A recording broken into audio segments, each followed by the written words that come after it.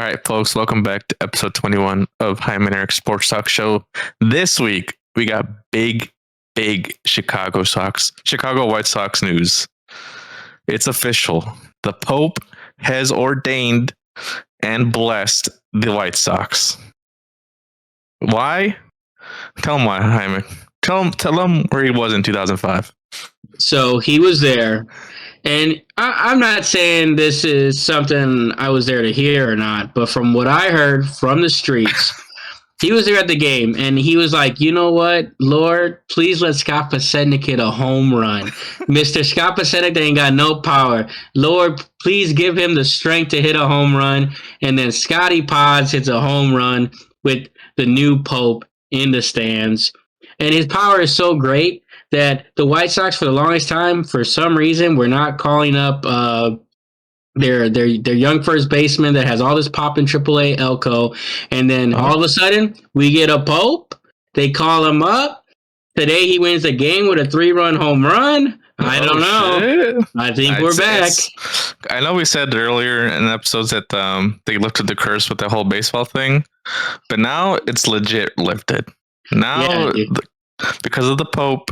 Yeah. You know, and let's call out those dirty Cubs, dude. They said, "Oh, by the way, he's a Cubs fan." Wrong. Says no one ever. All right, Southside to the day he dies. His brother went on record and he was like, "Hey, I don't know where this dirty freaking rumor came from, but my brother, the Pope, by the way, don't like no Cubs. Cubs hater, actually." Yeah, he actually. Hey, I'm not gonna say he's gonna curse the Cubs, but they lost that next game. The next game, they didn't look too good. I'm just saying that. So this year they're gonna get a championship. And all of a sudden, the Dodgers, like, there was no talks about them and Kyle Tucker. They say that the Pope likes the Cubs. All of a sudden, the Dodgers are like, you know what? I'm gonna sign Kyle Tucker. So not only are they going to lose and not win the World Series, they're going to lose their best player to free agency because they want to fake rep the Pope. That's crazy. Dude, that's why you don't lie on the Pope, dude. He has magical powers, man. Dude, all the powers, dude. He has that direct line to the big G. Yep. That's a capital G-O-D for you. No, but it is cool that, you know, all the memes that came out of it.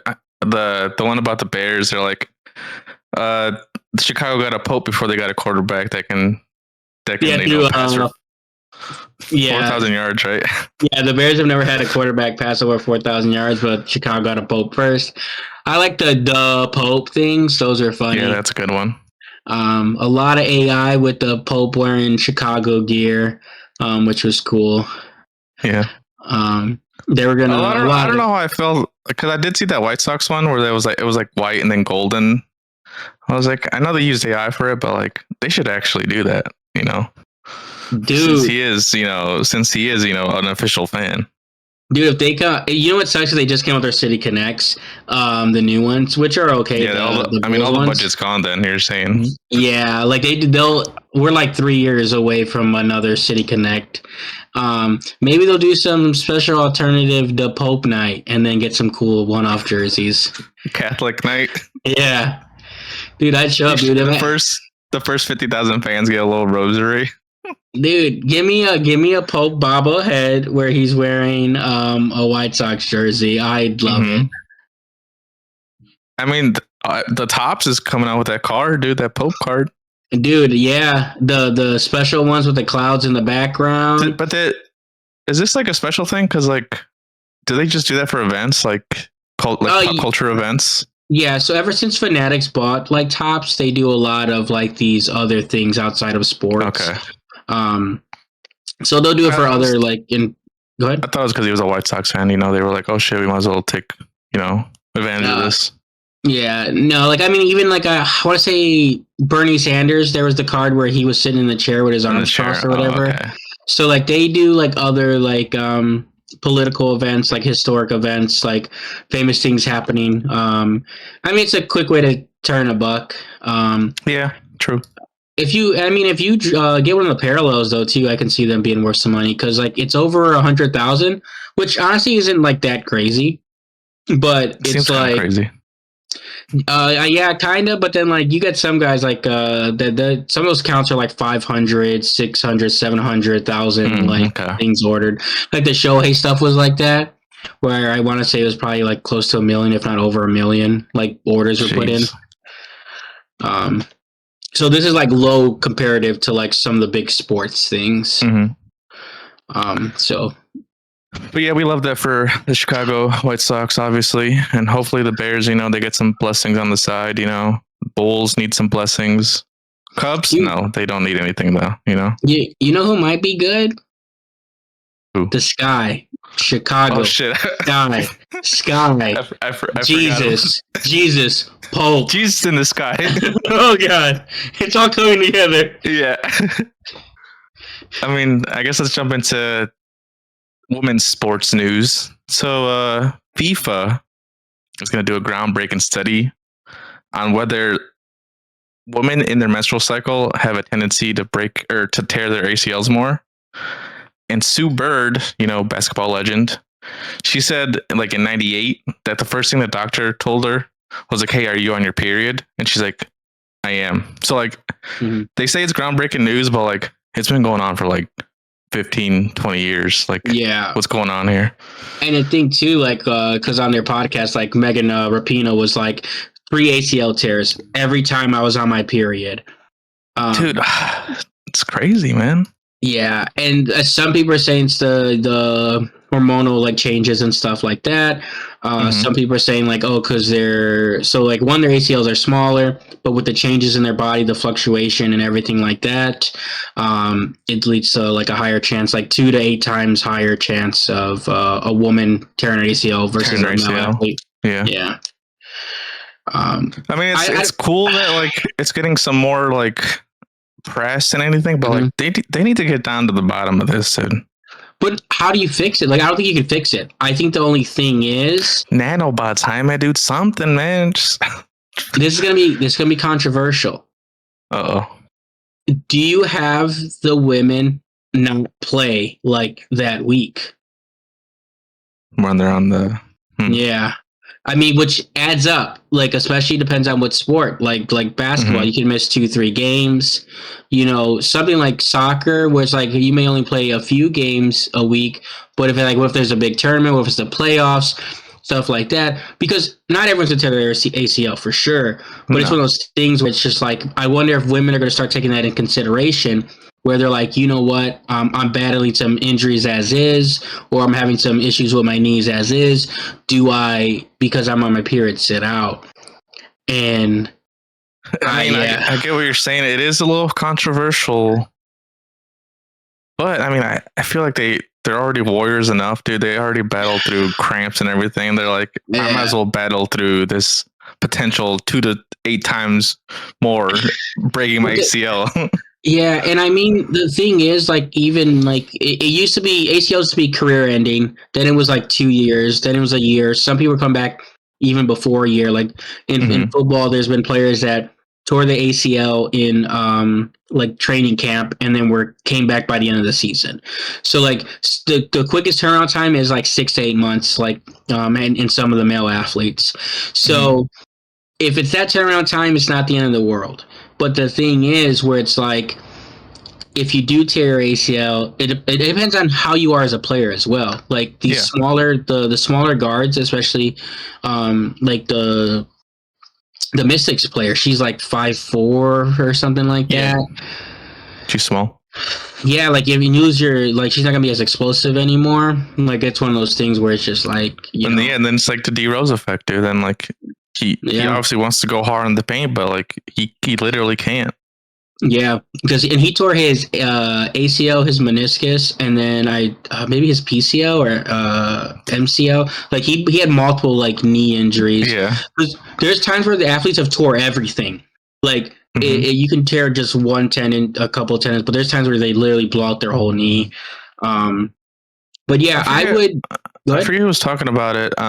Where like, it was Marina Mabry's sister.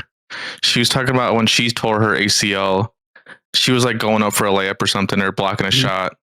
And like when she got to the hospital, the doctor was like, Did you were you in a car accident? Because the way she tore her shit was Yeah. to the level of you were in a car, bones Yeah. are shattered. Mhm. We can't fix it right now. It's gonna have to heal with bones in your muscle fibers or something. And I was like, Yeah. shit. Yeah, because there's different grades of tears, and she Yeah. must have had the. I don't know if I think it's grade 3 is the worst, but I don't know if it's the scale is 1 or 3 being the higher version. Mhm. But yeah, she completely tore everything in her knee. Yeah. I mean, And the cool thing is she still plays. She plays overseas, but Mhm. I mean, there is hope. After an injury like this. Like Yeah, you said, I think in the men's at least, it's a quick turnaround time, and the more they learn about this, the more they study this. Hopefully, the quick turnaround time for the women's too. yeah, and what helps the women though is playing overseas is still pretty profitable. Even the men's Mhm. game, sure, you make some good money too, but it's not like the NBA, MLB, NFL. But the women's game, some of those leagues pay them way more than the WNBA I mean, plays. you got Kennedy Carter, dude, in Mexico. Yeah, which is crazy. Yeah, she put up 20 the other day. What's up, Jack? But yeah, I mean, it's just maybe they'll get down to the bottom of this, with this study, but who knows, Yeah, I just want to see what happens when the first woman player decides I'm not playing this week. Mhm. What would they do? What would they because me personally, I think it it'll makes sense. depend. It'll depend on the GM. Yeah. Vases. The Las Vegas Aces. Nope, can't. No, they're playing. All right. Sparks probably will give them a break.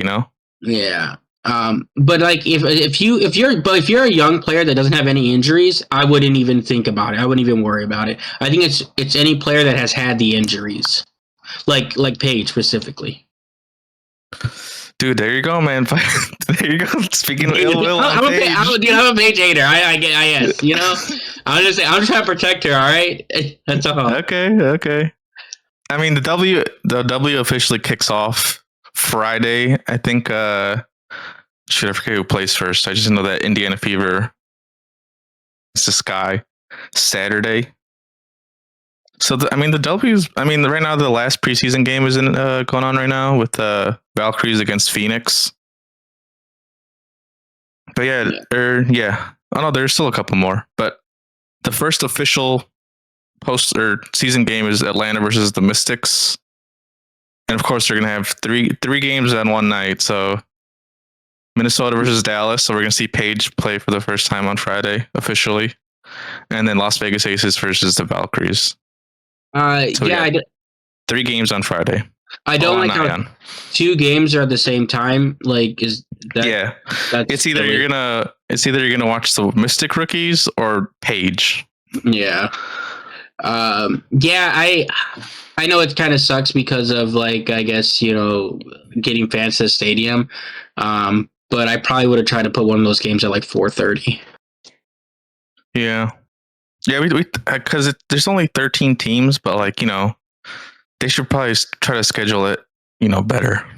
Or just have had 2 games on Friday and then have a bigger slate on Saturday and Sunday. But it is Ion, so they could have contractual obligations to stream 3 games. That's very possible, for sure. Yeah.